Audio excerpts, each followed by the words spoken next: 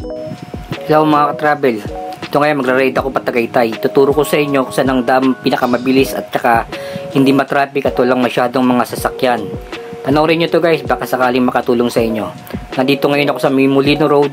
Tatahakin ko tong paliparan. Ito nga, nandito na ako sa may Unitap Palapala. Kakanan ako rito.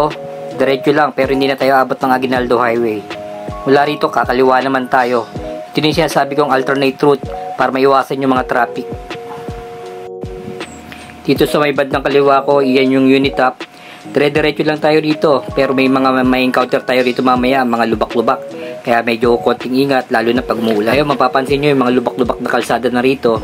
Lalo na pag umuulan, medyo hassle nga lang dito. Pero okay lang dahil kahit paano rito may lilim. Kung bikers ka, mahirap dumaan sa may Aguinaldo Highway dahil bilad ka sa araw doon.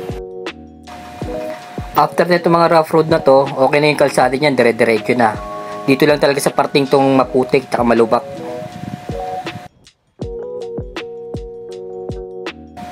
Ito pala yung bagong gawa ng tulay dito sa Baysilang. Last year wala pa to eh. Medyo rough road pa rin to nung huling daan ko rito.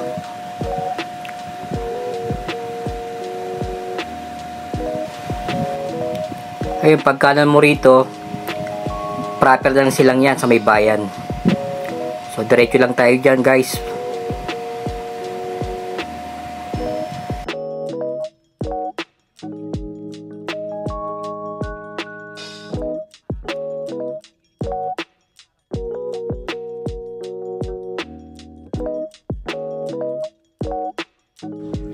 Guys, pahinga muna. Inom tayo tubig.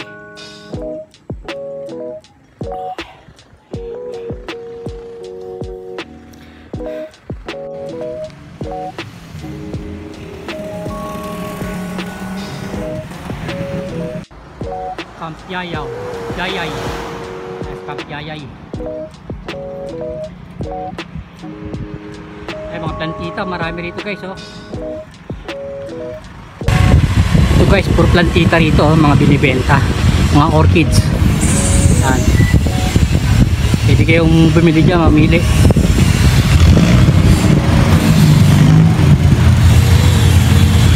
Kakanan na ako rito guys. Kakanan na ako rito. Pupunta na ako kay Aling P. Bike stop.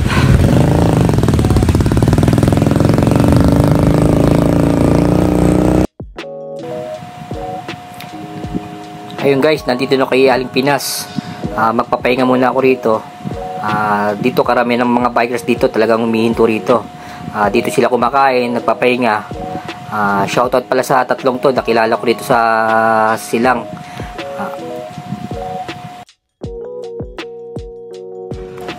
Ayun, after 15 minutes, nagpahinga ako kay Aling Pinas.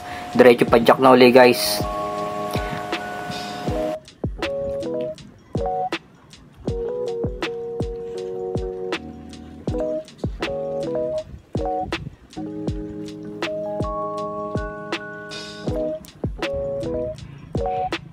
Ito guys, hindi mo pansin pero umaahon ka rito eh. Alam naman natin ang Tagaytay, medyo mataas yan. Banayad lang pero umaahon ka rito. Ay, hindi mo naman malayo, unti-unti ka rin napapagod. Medyo kumukulimlim na guys, oh. Kanina sobrang init eh, ngayon may mulimlim panahon. Ahon.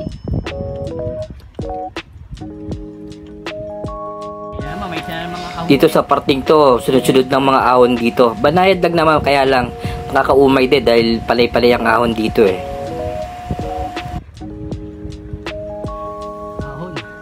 Ahon. Yes, Nature Camp Farm.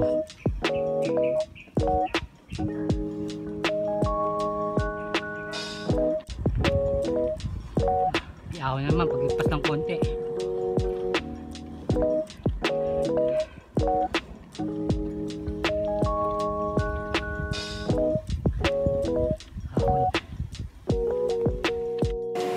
After ko umahon, ito nga, nadaanan ko yung Bulwagan.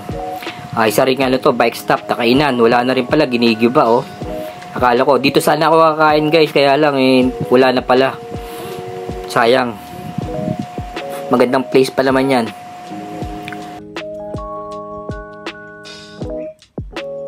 Casa Teroso.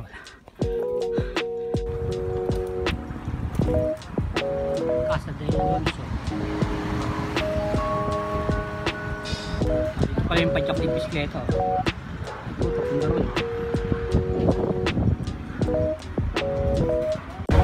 Guys, ito yung huling ahon na. Yung ahon na yan kasi Tagaytay na yung task niya, no? May crossing.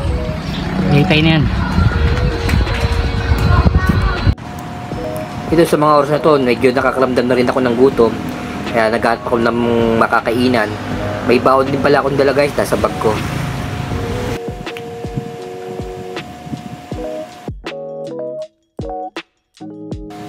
Ayun, dito na rin ako kumain guys. Alas 12 na rin ng tanghali. Talaga nagugutom na ako. Kaya first time ko kakain sa ganito. Usually sa mga karinderya ako kumakain eh.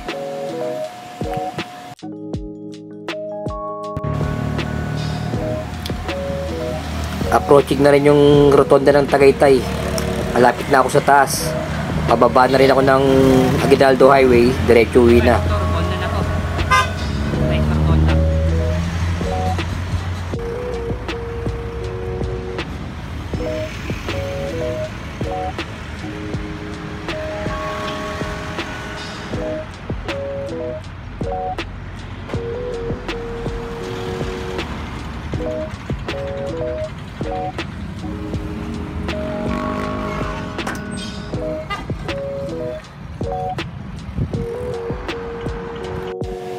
Ito, bago bumaba ng Aguinaldo Highway, pauwi na rin ako guys. Bumili muna ako ng mainom ng buko. Sarap ang buko rito, dito ko lagi bumibili every time na pumapanik ako ng Tagaytay.